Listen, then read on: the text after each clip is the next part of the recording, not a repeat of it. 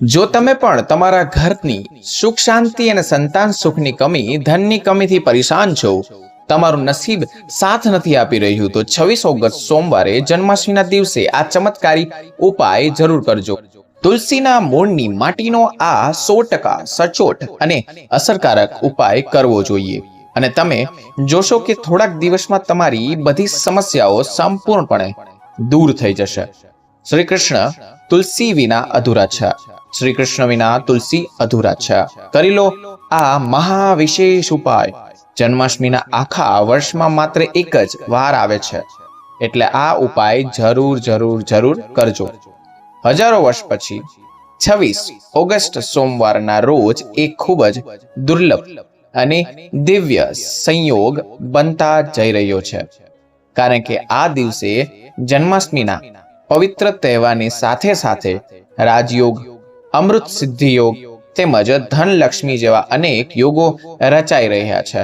અને આ દિવસે ભગવાન શ્રી કૃષ્ણ સૌથી વધુ પ્રસન્ન થવાના છે. એટલા માટે જો તમે પણ આ દિવસે ભગવાન શ્રી કૃષ્ણને સાચા મનની પ્રાર્થના કરશો, તો તમારી મનોકામના ચોક્કસપણે પૂર્ણ થઈ જશે. આ જન્માષ્ટમી પણ ભગવાન શ્રી કૃષ્ણને પ્રસન્ન કરવા માટે તમારે તુલસીની માટી સંબંધિત આ ઉપાય અવશ્ય કરો, જે તમારું નસીબ બદલી નાખશે.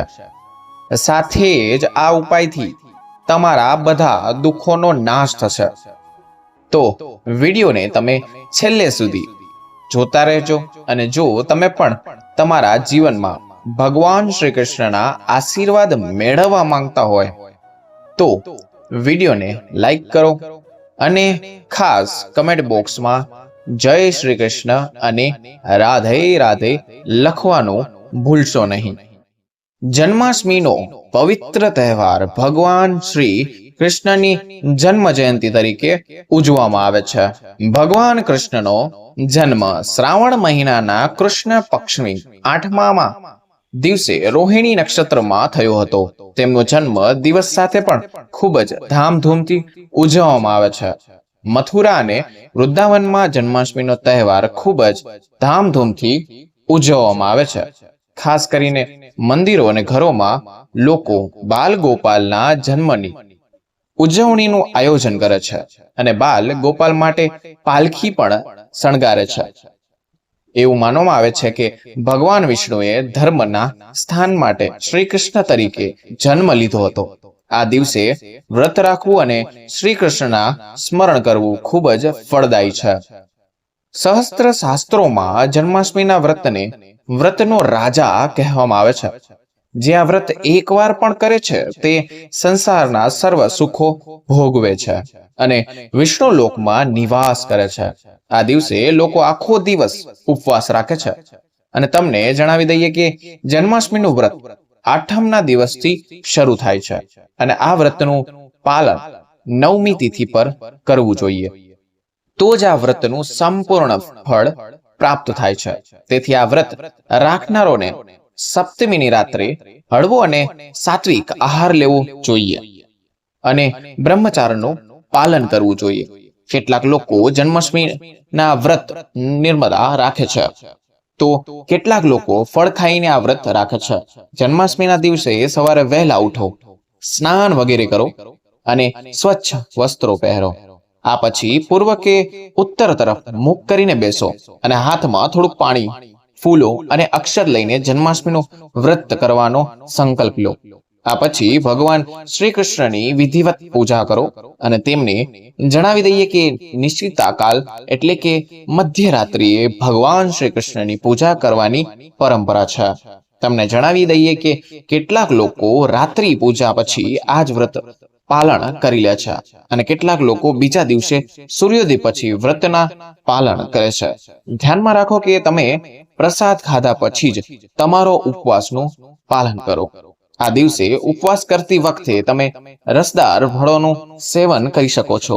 જે લોકો આ વ્રત શરૂ કરવા માંગે છે તેમના માટે ભગવાન શ્રી કૃષ્ણના આશીર્વાદ મેળવવાના આ શ્રેષ્ઠ તક છે. આવી સ્થિતિમાં તે જ વખતે ઉપવાસ પણ શરૂ કરી શકે છે. તો ચાલો હવે જાણીએ કે તુલસીના મૂળની માટીના ચમત્કારનો ઉપાય. તુલસી માત્ર એક છોડ નથી, પરંતુ તુલસી એક દેવી પણ છે. સનાતન ધર્મમાં તુલસી ગાય અને પવિત્ર નદીને માતાનો દરજ્જો આપવામાં આવ્યો છે. જેમ ગંગાને માતા કહેવામાં આવે છે, ગાયને માતા કહેવામાં આવે છે, એવી જ રીતે તુલસીને માતા તુલસી કહેવામાં આવે છે. તુલસીના દરેક પાનમાં ભગવાન શ્રી વિષ્ણુનો વાસ હોવાનું માનવામાં આવે છે. જે ઘરમાં તે રહે છે ત્યાં આધ્યાત્મિક પ્રગતિની સાથે સુખ, શાંતિ, આર્થિક સમૃદ્ધિ આપોઆપ આવી જાય છે. દરરોજ સવારે તુલસીના દર્શન કરવાથી તમે જોશો કે તમારો આખો દિવસ સારો જશે. સવાર સાંજ તુલસીની પૂજા કરવાથી દરેક પાપનો નાશ થાય છે. એવું માનવામાં આવે છે કે તુલસીના છોડની માટીમાં તમામ તીર્થ સ્થાનનો વાસ છે. તુલસીના મૂળમાં માતા લક્ષ્મીનો વાસ માનવામાં આવે છે. તેના દરેક ભાગમાં ભગવાન કૃષ્ણનો વાસ માનવામાં આવે છે. મંજરીમાં બજરંગ અને બલીનો એક ભાગ માનવામાં આવે છે. મંજરીમાં એટલે કે બજરંગ બલીનો એક ભાગ નીચે હોય છે. શ્રી કૃષ્ણ ભગવાન, શ્રી રામ અને હનુમાનજી મહારાજને તુલસીના પાન વિના ભોગ ચડાવવામાં આવતો નથી, અને તુલસી ન હોય તેવા કોઈ પણ ભોગને સ્વીકારતા પણ નથી. વાસ્તુશાસ્ત્ર કહેવાયું છે કે જે ઘરમાં તુલસીનો છોડ લગાવવામાં આવે છે ત્યાં ક્યારેય કોઈ પણ પ્રકારની બીમારીઓ આવતી નથી. જો તેને યોગ્ય દિશામાં રાખવામાં આવે અને દરરોજ તેની પૂજા કરવામાં આવે તો ઘરના વાસ્તુ દોષ ઉત્પન્ન થતા નથી. અને એવું પણ માનવામાં આવે છે કે ઘરમાં કોઈ મોટું દુર્ઘટના ના થાય તે પહેલા તુલસીનો છોડ દુર્ભાગ્યને પોતાના ઉપર લઈ લે છે મિત્રો, અને તે તમને માતા જેમની રક્ષા કરે છે, માતાની જેમ રક્ષા કરે છે. તેથી આપણે આપણા ઘરમાં તુલસીનો છોડ જરૂર લગાવવો જોઈએ. દરેક હિન્દુ ઘરમાં આંગણામાં ઘરની આગળ તુલસી ચોક્કસપણે હાજર હોવી જોઈએ. તમે જેને દરરોજ જોતા હશો, પરંતુ અમે ચોક્કસ કહી શકીએ કે તુલસીના ફાયદા વિશે તમે ભાગ્યે જ જાણતા હશો. આજના વિડીયોમાં અમે તમને એવા અત્યંત અસરકારક ઉપાયો જણાવવા જઈ રહ્યા છીએ જે તમે ભાગ્યે જ કોઈ પાસેથી સાંભળ્યા હશે. અને તુલસીના આ ઉપાયો કરવાથી તમારું ભાગ્ય 100% બદલાઈ જશે. તમારી દરેક સમસ્યાનું નિવારણ તુલસી દ્વારા થઈ શકે છે. તેથી તે પૈસાની અછત હોય, ખરાબ નજર હોય, લગ્નમાં અવરોધ હોય, ગૃહ દોષ હોય અથવા ગ્રહ દોષ હોય, કોઈ પણ રોગ હોય, તુલસી દરેક સમસ્યાની દવા છે. એવું માનવામાં આવે છે કે જો કોઈ વ્યક્તિ સતત 1 મહિના સુધી બજરંગ બલીને તુલસીના પાન, લાડુ અથવા કોઈ પણ મીઠાઈ અર્પિત કરે છે તો તેની બધી મનોકામનાઓ ચોક્કસપણે પૂર્ણ થાય છે. તુલસીના પાનનું સેવન કરવાથી ચાલી રહેલી સમસ્યાઓ તરત જ દૂર થઈ જાય છે. ઘણા લોકો દેણામાં થી બોજથી પરેશાન હોય છે અથવા લેણું હોય છે એની પર ઘણું બધું. ઘણા લોકોને તેમના બાળકોના લગ્ન કરવામાં મુશ્કેલીનો સામનો કરવો પડે છે. તો તુલસીની મંજરી ઉતારી લેવાથી તેમના જીવનમાં ચાલી રહેલી તમામ સમસ્યાઓ તરત દૂર થઈ જાય છે. જે વ્યક્તિના જીવનમાં સમસ્યા હોય તેને જ મંજરી ઉતારવાનું કહેવું જોઈએ. તુલસીના છોડમાં અનેક ચમત્કારી ગુણો જોવા મળે છે મિત્રો. જો તમે તેના મૂળની થોડીક માટી, તુલસીના સૂકા પાંદડા અને થોડુંક મંજરીને નળાવાથી પાણી ઉમેરીને સ્નાન કરો અથવા તમારા ડોલમાં નાખીને તમે સ્નાન કરો, તમારા જીવનમાં તમામ દોષો દૂર થઈ જશે. આવા દોષકહિત લોકો જીવનમાં આગળ વધે છે મિત્રો. તમે ખુદ જોશો, જો તમે જીવનમાં આગળ વધવા કોઈ સમસ્યાનો સામનો કરી રહ્યા છો તો તમારા નાહવાના પાણીમાં તુલસીના મૂળની માટી નાખવી ખૂબ જ અસરકારક છે. જો તમે નાહવાના પાણીમાં આ માટી નાખીને સ્નાન કરો તો પણ તમારા જીવનમાંથી ઘણી બધી ખામીઓ દૂર થઈ જાય છે. તમારા જીવનમાં સુખ સમૃદ્ધિ આવશે. કોઈ તાકાત તમને આગળ વધતા રોકી શકશે નહીં. તુલસીના મૂળમાં બનેલી માટીનું તિલક લગાવવાથી દરેક ક્ષેત્રમાં સફળતા મળતા લાગશે. તેનાથી તમારી સંમોહન શક્તિ વધશે. લોકો તમારાથી આકર્ષિત અને પ્રભાવિત થશે. આવું તિલક લગાવવાથી તમારું દુર્ભાગ્ય સૌભાગ્યમાં બદલાઈ જશે. આપણે દરરોજ તુલસીના પાન ખાવા જોઈએ. તેને જીવનભર શરદી, ખાંસી, લૂ, તાવ જેવી બીમારીઓ થતી નથી. જે લોકોને શરદી તાવ આવે છે, હવામાન બદલવાથી સાથે જ તેમનું સ્વાસ્થ્ય બગડવા લાગે છે, આવા લોકોને બીજી કોઈ સારવાર લેવાની જરૂર જ નથી. જો તમે તમારી રોગ પ્રતિકારક શક્તિ વધારવા માંગો છો તો દરરોજ તુલસીના પાન ખાવાનું શરૂ કરો. ધ્યાન રાખો કે રવિવારના તુલસીના પાન ક્યારેય તોડવામાં આવતા નથી. તેથી એક દિવસ પહેલા શનિવારે 2 પાન તોડી લો, જેથી તમારે રવિવારે પાન તોડવા ન પડે. આવી જ રીતે અમાસ, પૂનમ અને એકાદશી પર તુલસીના પાન તોડવામાં આવતા નથી. અને જે વ્યક્તિ સ્નાન કર્યા વિના તુલસીની પૂજા કરે છે તે ગુનેગાર છે. તેના દ્વારા કરવામાં આવેલી પૂજા વ્યર્થ બની જાય છે. આવો તમને એનો વધુ એક ચમત્કારી ફાયદો જણાવીએ.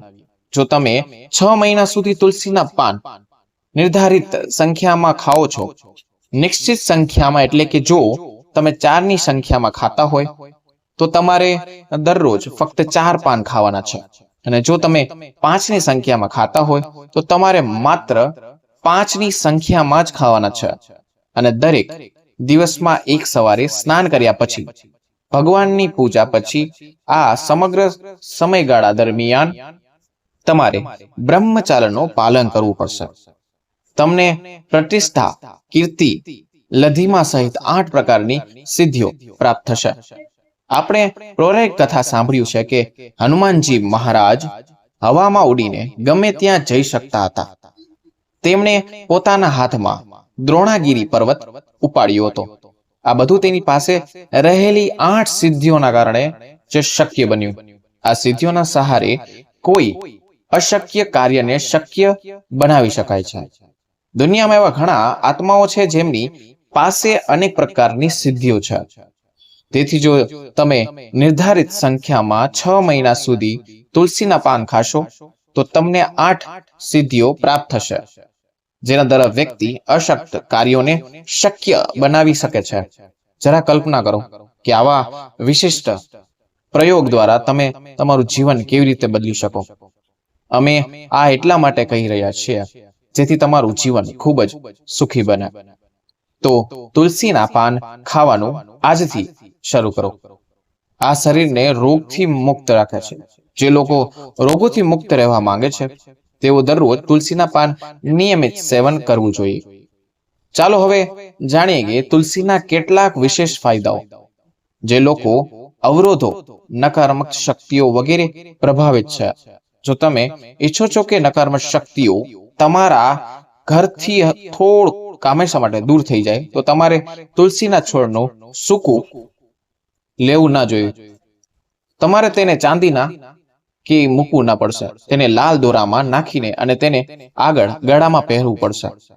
જો તમે ખરાબ નસીબથી ઘેરાયેલા છો, ભાગ્ય તમારો સાથ નથી આપી રહ્યું, ઘોર સંકટ આવી રહે છે, તમારા પોતાના લોકો અજાણ્યા બની જાય છે, જો તમે સમજી શકતા નથી કે શું કરવું કે શું ના કરવું, તો તુલસીના પાનની માળા બનાવીને બજરંગબલી અને ભગવાન શ્રીરામની મૂર્તિ અથવા ફોટાને સતત 21 દિવસ સુધી ચડાવો.